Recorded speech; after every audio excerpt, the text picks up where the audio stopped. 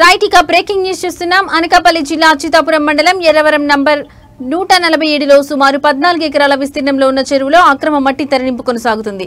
గ్రామస్తుల అభిప్రాయం ప్రకారం కొందరు ప్రభావశీల వ్యక్తులు స్థానిక అక్రమార్కులతో కలిసి చెరువులోని మట్టిని లారీలలో ఎక్కించి పరిశ్రమలకు సరఫరా చేస్తున్నారు.